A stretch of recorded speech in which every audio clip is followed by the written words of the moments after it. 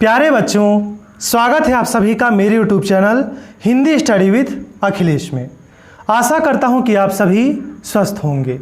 आज की चर्चा का विषय है आपकी पाठ्य पुस्तक स्वाति हिंदी विशिष्ट के पद्य खंड का पाठ 2। पाठ का नाम है वात्सल्य और स्नेह। इसका दूसरा शीर्षक है भाई बहन। कवि हैं गोपाल सिंह नेपाली जी। आज हम इसकी व्याख्या के संदर्भ में चर्चा करेंगे। चलिए सबसे पहले हम शब्दार्थ देख लेते हैं। हराती गंगा, कल कल ध्वनि करती गंगा। चोला वस्त्र, लाल वीर, भगिनी बहन, कराली भयंकर, विकराल भयानक, पहरे वाला पहरेदार। आइए बच्चों, अब हम इसकी पंक्तिबद्ध रूप से व्याख्या सुनते हैं। कवि गोपाल सिंह नेपाली जी लिखते हैं कि तू चिंगारी बनकर उड़ रही, जाग जाग मैं ज्वाल बनूं, तू बन जा हराती गंगा, मैं झेलम बेहाल बनूं। कवि गोपाल सिंह नेपाली जी कहते हैं कि एक भाई अपनी बहन से देश की रक्षा के लिए जागृत रहने का आह्वान करते हुए कहता है कि हे बहन, तू चिंगारी बनकर आकाश में उड़ जा और मैं ज्वाला बनकर देश की रक्षा करने के लिए जागृत रहूंगा। हे बहन, तू चिंगारी बनकर आकाश में उड़ जा और मैं ज्वाला बनकर देश की रक्षा के लिए जागृत रहूंगा। तू बन जा हराती गंगा, तू कल कल की ध्वनि के साथ बहने वाली गंगा नदी बन जा और मैं झेलम बेहाल बनूं, और मैं बेहाल हो चुकी झेलम नदी की तरह बहूं। दोस्तों, झेलम नदी भारत और पाकिस्तान इन दोनों देशों की सीमा के समीप से बहती है, जिस कारण यह प्रदूषण से भरी हुई है। इसकी वास्तव में स्थिति बेहाल है, इसलिए यहां पर झेलम बेहाल कहा गया है। तो भाई क्या कहता है कि हे बहन, तू चिंगारी बनकर आकाश में उड़ जा और मैं ज्वाला बनकर देश की रक्षा के लिए जागृत रहूंगा। तू कल कल की ध्वनि के साथ बहने वाली गंगा नदी की तरह बह और मैं बेहाल हो चुकी झेलम नदी की तरह बहूं। आज बसंती चोला तेरा, मैं भी सजलू लाल बनूं। भाई अपनी बहन से कहता है कि हे बहन, तू देश की रक्षा के लिए बसंती चोला नहीं बसंती वस्त्र धारण कर ले और मैं भी वीरों की तरह सज जाता हूं। हे बहन, तू देश की रक्षा के लिए बसंती वस्त्र धारण कर ले और मैं भी वीरों की तरह सज जाता हूं। तू भगिनी बन क्रांति कराली, मैं भाई विकराल बनूं। हे बहन, तू भयंकर क्रांति बन जा और मैं देश के दुश्मनों के लिए भयानक वीर बन जाता हूं।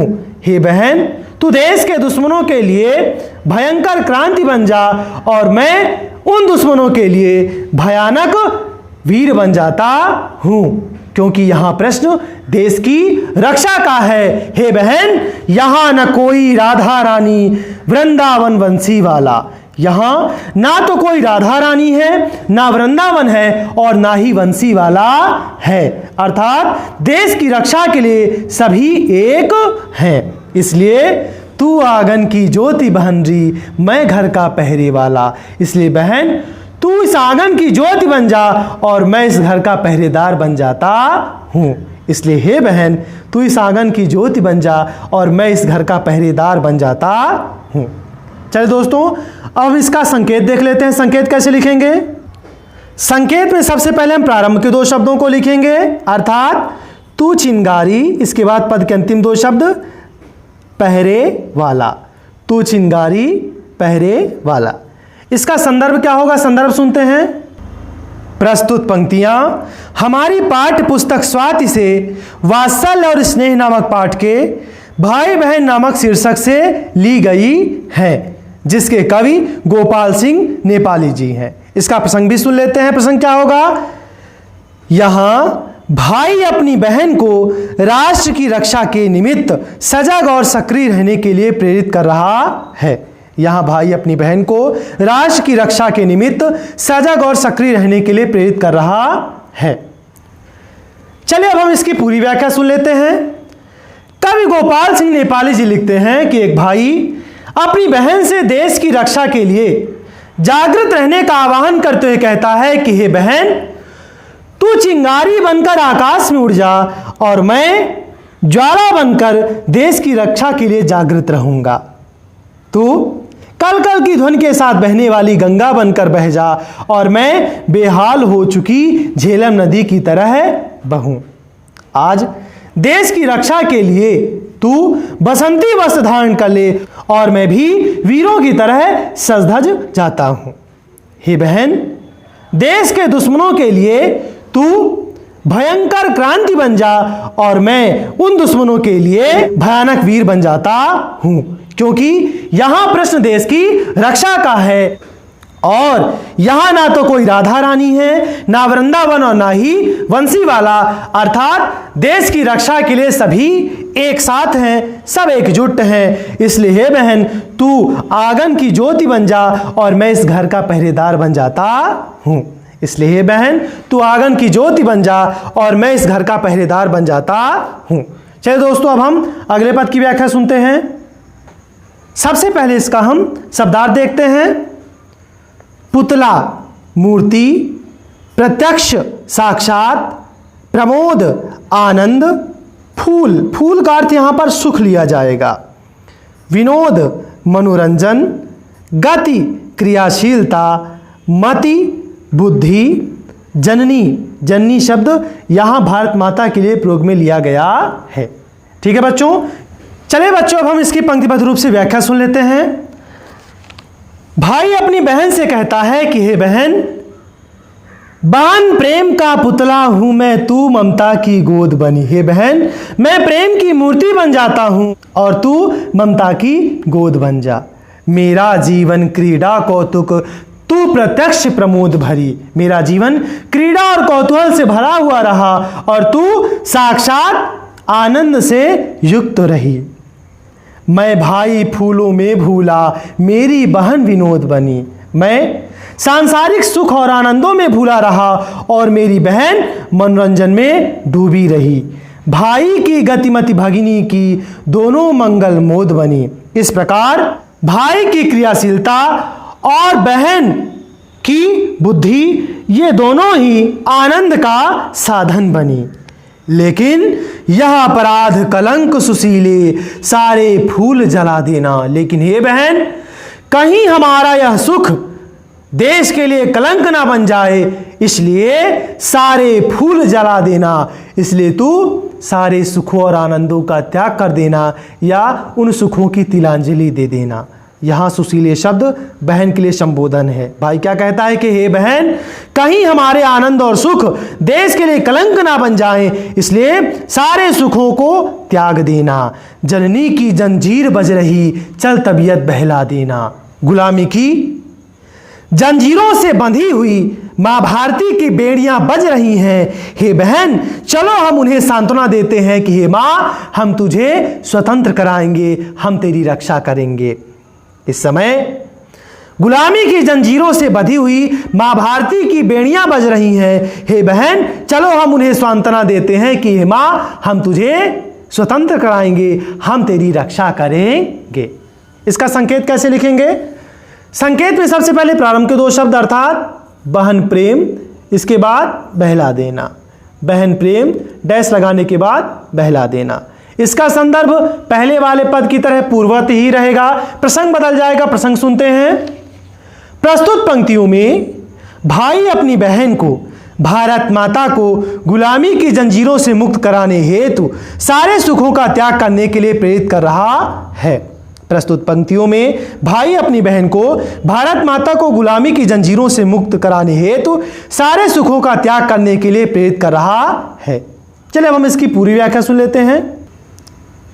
भाई अपनी बहन को संबोधित करते हुए कहता है कि हे बहन, मैं प्रेम की मूर्ति बन जाता हूं और तू ममता की गोद बन जा। मेरा जीवन क्रीड़ा और कौतूहल से भरा हुआ रहा और तू साक्षात आनंद से युक्त रही। मैं सांसारिक सुखों और आनंदों में भूला रहा और मेरी बहन मनोरंजन में डूबी रही।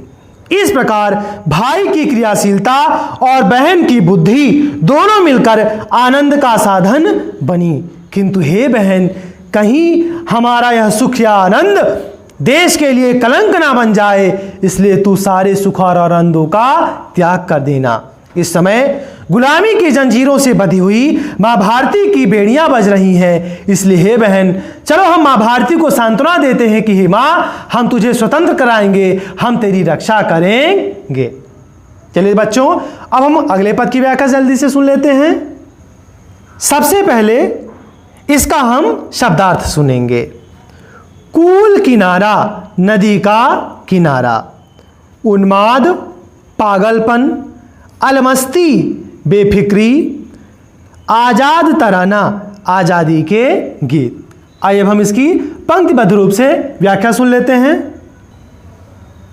कवि कहते हैं कि भाई एक लहर बनाया, बहन नदी की धारा है। कवि कहते हैं कि भाई एक लहर बन चुका है और बहन नदी की धारा बन गई है। संगम है। जब दोनों मिलकर कार्य करेंगे तो समाज का, देश का कल्याण होगा। और ऐसी स्थिति में गंगा उमड़ी है, डूबा कूल किनारा है। जब गंगा और यमुना नदी के जल में वृद्धि होती है तो बाढ़ जैसी स्थिति हो जाती है और डूबा कूल किनारा है और नदी के किनारे डूब जाते हैं। दोनों के साथ में कार्य करने पर समाज और देश का कल्याण होगा। जब गंगा और यमुना का संगम होता है तो बाढ़ जैसी स्थिति बन जाती है। ऐसी स्थिति में नदी के किनारे डूब जाते हैं। यह उन्माद बहन को अपना भाई एक सहारा है। ऐसे पागलपन भरे समय में बहन के लिए उसका भाई ही एकमात्र सहारा है। यह अलमस्ती एक बहन ही भाई का ध्रुव तारा है। ऐसे बेफिक्री भरे समय में बहन के लिए भाई उसका ध्रुव तारा है, अर्थात भाई उसकी रक्षा के लिए अडिग अचल है। पागल घड़ी, हमें ऐसे समय में अपने संकल्प के प्रति दृढ़ निश्चय रखना चाहिए। बहन भाई है, वह आजाद तराना है। दोनों बहन भाई आजादी के गीत गाकर देश के प्रति अपने कर्तव्यों को पूरा करेंगे। कवि कहते हैं कि हमें ऐसे समय में अपने संकल्प के प्रति दृढ़ निश्चय रखना चाहिए। दोनों बहन भाई आजादी के गीत गाकर देश के प्रति अपने कर्तव्यों को पूरा करेंगे। मुसीबतों से, बलिदानों से पत्थर को समझाना है और मुसीबतों का सामना कर तथा अपना बलिदान देकर पत्थर को समझाना है। पत्थर हो चुके उन देश के दुश्मनों को यह समझाना है कि हम अपनी मां भारती की रक्षा के लिए तत्पर हैं। हम मां भारती को आजाद कराकर ही मानेंगे। चल दोस्तों, अब इसका संकेत देख लेते हैं। संकेत कैसे लिखेंगे? भाई एक समझाना है। भाई एक डैश लगा करके समझाना है। इसका संदर्भ पहले वाले पद की तरह है, अर्थात पूर्ववत ही रहेगा। इसका प्रसंग बदल जाएगा। प्रसंग सुनते हैं। यहां बताया गया है कि भाई और बहन दोनों एक दूसरे के सहायक हैं। दोनों मिलकर आजादी के गीत गाकर ही मातृभूमि के प्रति अपने कर्तव्यों को पूर्ण कर सकते हैं। यहां बताया गया है कि भाई और बहन दोनों एक दूसरे के सहायक हैं। दोनों मिलकर आजादी के गीत गाकर ही मातृभूमि के प्रति अपने कर्तव्यों को पूरा कर सकते हैं। चलिए बच्चों, हम इसकी पूरी व्याख्या सुन लेते हैं। कवि कहते हैं कि भाई लहर जैसा बन गया है और बहन नदी की धारा बन चुकी है। ऐसी स्थिति में दोनों मिलकर समाज और देश के कल्याण का कार्य कर रहे हैं। जब गंगा और यमुना का संगम होता है तो पानी बढ़ने लगता है। ऐसे समय में बाढ़ की स्थिति बन जाती है और नदी के किनारे डूब जाते हैं। ऐसे पागलपन से भरे हुए समय में बहन के लिए उसका भाई ही एक सहारा है। ऐसे बेफिक्री की स्थिति में बहन के लिए उसका भाई ध्रुव तारा है, अर्थात वह अपनी बहन की रक्षा के लिए अटल अचल है। ऐसे समय में हमें अपने संकल्प के प्रति दृढ़ निश्चय रखना चाहिए। बहन और भाई दोनों मिलकर आज़ादी के गीत गाकर देश के प्रति अपने कर्तव्यों को पूरा करेंगे और मुसीबतों का सामना कर तथा अपना बलिदान देकर पत्थर हृदय हो चुके देश को दुश्मनों को ये समझाएंगे कि हम देश की रक्षा के लिए तत्पर हैं, हम माँ भारती को स्वतंत्र कराएंगे। चलिए बच्चों, अब हम इन तीनों पदों का विशेष सुन लेते हैं। विशेष क्या होगा? पहला विशेष होगा सरल सहज भाषा खड़ी बोली का प्रयोग। दूसरा, वात्सल्य के साथ साथ वीर रस का भी प्रयोग किया गया है। वात्सल्य के साथ साथ वीर रस का भी प्रयोग किया गया है। तीसरा क्या होगा? अनुप्रास अलंकार, जो कि कई पंक्तियों में आया है। बहुत बहुत धन्यवाद बच्चों। आशा करता हूं कि आपको मेरा आज का ये वीडियो पसंद आया होगा।